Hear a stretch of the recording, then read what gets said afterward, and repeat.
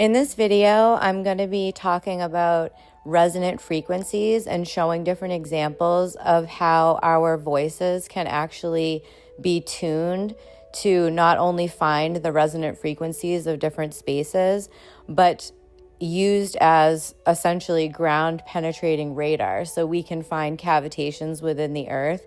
And not only that, but we can actually find specific minerals within the crust of the earth using our voices, which is so awesome. And when we look around us, like in a video I posted on cymatics, how sound influences quote unquote matter, and how everything is essentially frozen sound, like seashells and stuff like that. You see the different shapes and spirals within everything. So that tells us that sound is essential in the shaping of not only our bodies, our health, but this realm in general, which is shown in so many Disney movies like Snow White, Sleeping Beauty. Like they're all out in nature singing and collectively creating a harmonious balance where humans and nature come together as one. And then like I have a clip in this video of the Little Mermaid and how it's essentially the Tower of Babel, where we had an innate knowing of how the harmonics of our own voice and this realm operate. And it was like a corruption of the divine feminine within all of us and a deactivation of our vocals, or the knowing of our vocals and how to use them in ways that could keep us healthy and bring resonant to the whole realm for peace and harmony. So essentially, our voices were once a living hymn that knew how to use them in a proper way.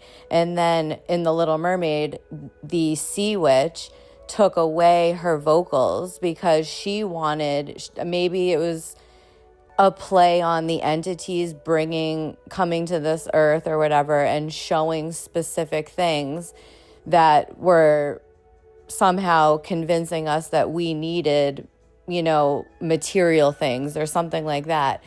And like the Little Mermaid, she was looking out at the humans and she's like, I want to be where the people are. Like, I want to sing and dance like them and have feet. She didn't realize like how corrupt the human world was. So she essentially made a deal with the sea witch in order to have these things that she thought were so great, and gave up her divine ability of her vocals, which is essentially what happened to us as well. And now instead of our voices being a living hymn that can heal everything, it's cursing. Every word out of our mouth is a curse upon this world and a curse upon ourselves. So we're shaping everything around us and ourselves negatively instead of positively. And then we say, what is matter? What is everything made up of in its most basic state, which is conscious energy or waves of different frequencies and vibrations. So in its simplest state, we are all made up of the same divine material. And matter is actually just energy slowed down or quote unquote frozen. And I haven't seen the movie Frozen, but I imagine it probably has something to do with what happened to us in that state and why everything is so slowed down into essentially like an ice age. So if we're harmonic beings and sound influences quote unquote matter or the slowed down energy, it makes perfect sense why all of our devices are tuned to a negative frequency. So even if, and I've seen a lot of people arguing online about like, oh, well, and I was getting into it too, like not the arguing part, but like trying to find out like which YouTube account is actually putting out frequencies that are healing and not negative, because there's so many like generic accounts that say like this is healing music, and it's not healing music once it's broken down. And I'll put a couple links in the description box of some different YouTube accounts that I know, or from my research, I don't know, but from my research actually do have healing frequencies. But we have to always remember that on their end, it's tuned to a healing frequency. Anything coming through these devices is manipulated negatively. But what we can do, and what I do, and this is why I like not just listening to specific channels that have just like a frequency tone that it puts out, but I go to like Chantress Sebra, for example, because I've mentioned in other videos, you can tell that she's coming from the heart space. If you can read energy well enough, you can tell a person's energy and whether or not it's negative or positive. And her videos, I can tell you without a doubt, are positive, healing type energies.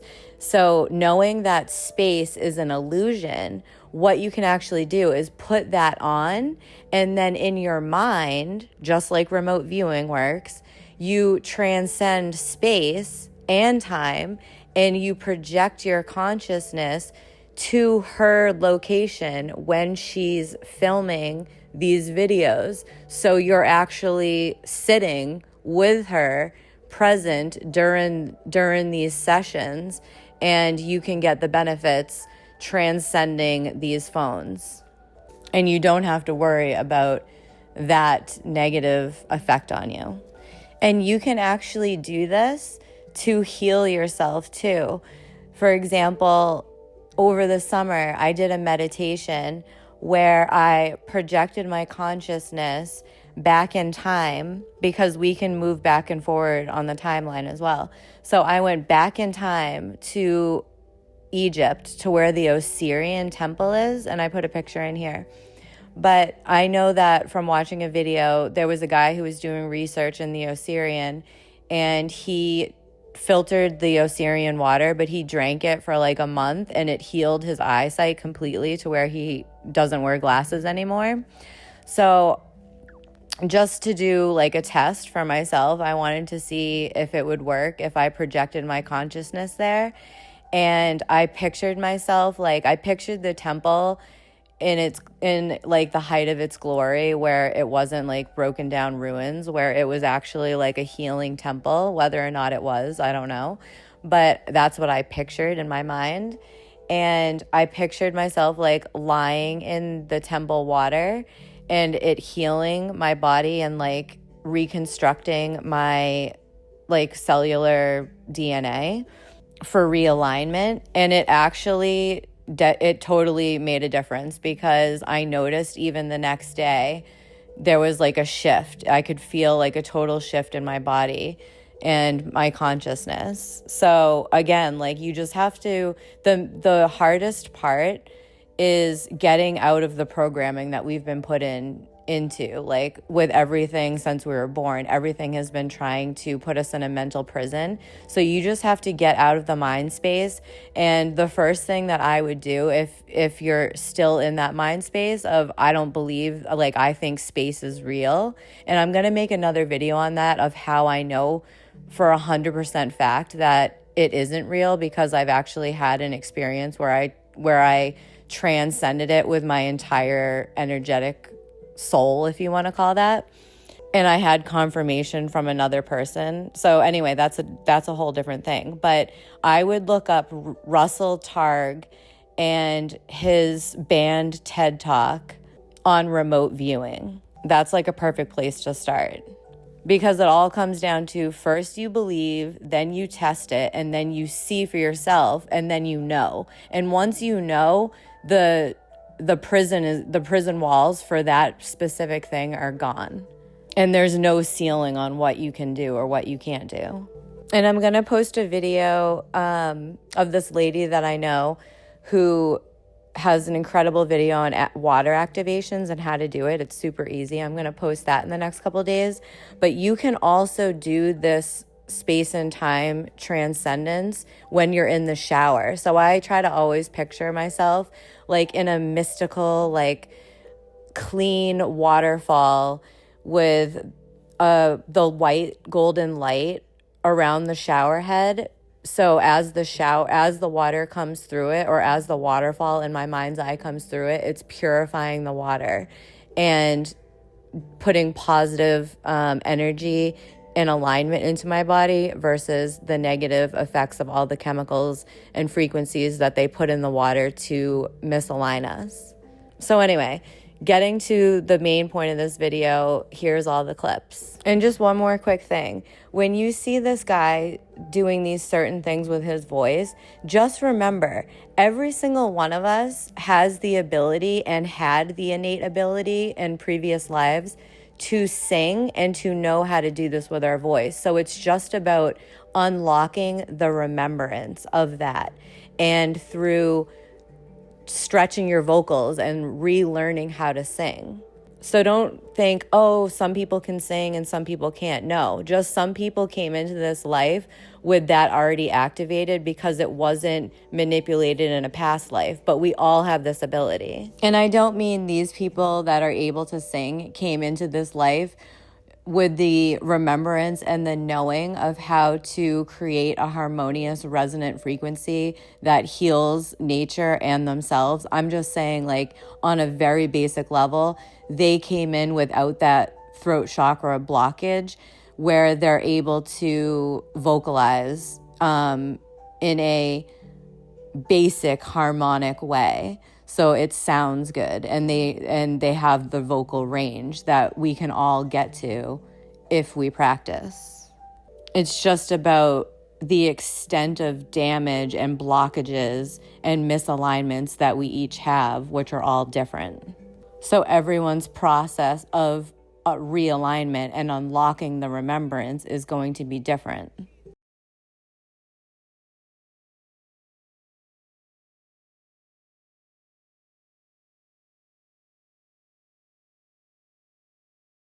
I was resonating a freshly opened chamber, fairly confident we were onto a sizable silver deposit. Resonating? I've not heard of resonating. It's when we sing to the stone. You see, a mountain's like a person. It's a long and ever-changing story made of countless small parts. Earth and ore, air and water. Sing to it properly. Each of those parts will reflect your song back to you, telling you its story, showing you what might be hidden, where to mine, where to tunnel, and where to leave the mountain untouched. It is a beautiful tradition.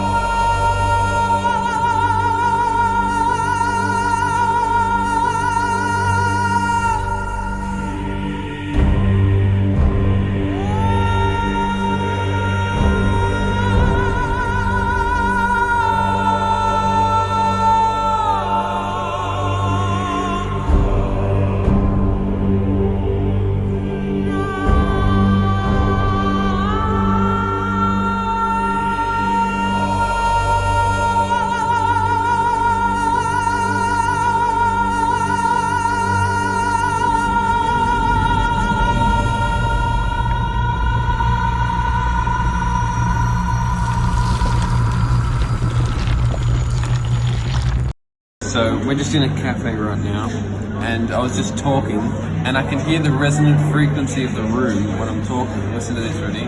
If we sing this note, there's no resonant frequency, but if we...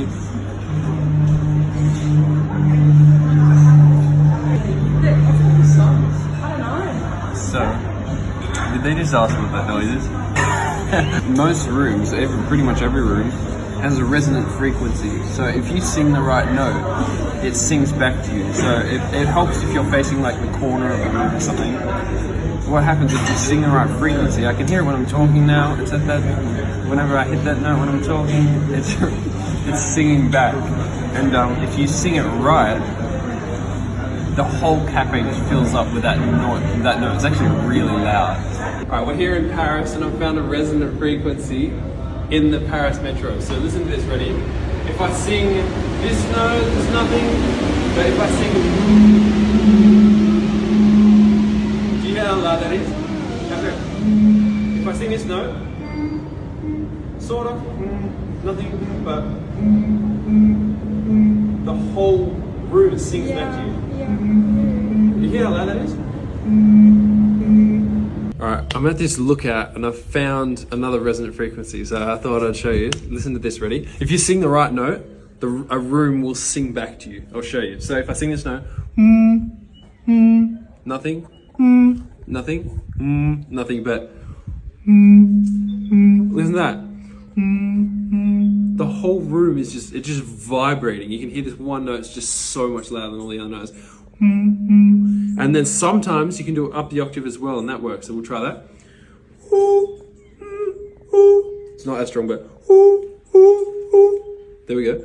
One thing that I wanted to touch upon really quick, and this is just my personal opinion, is the heart chakra. And then you sing any other note and it just won't work. The heart chakra is specifically linked to the color green, and I completely disagree with that. I think everything in this realm is inverted in the way that we know it to be.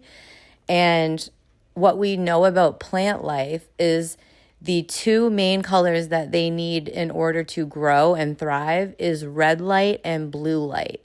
They appear green because they are reflecting the color that they need the least. So when we're in nature, we think, oh, it's the green that's healing us. And I completely disagree with that. I think it's the life of the energy of the consciousness of the plant life, not the color specifically. And when I was doing the mushroom ceremony healings, if you want to call it that, and I was in the outer, quote unquote, outer darkness, which I would call hell, I guess, if you want to say that. The light that was emitted, besides it being completely pitch black, there was like an underglow of green. And green is what I was shown is associated with the darkness. Like we think it's red, but I think it's the opposite of that. I think what we see is red is actually the same thing as the plants, where they're reflecting green because they don't need it. And red is what is reflected by the darkness because red is the color of the heart of love. So I personally wouldn't be meditating on the color green because of those things.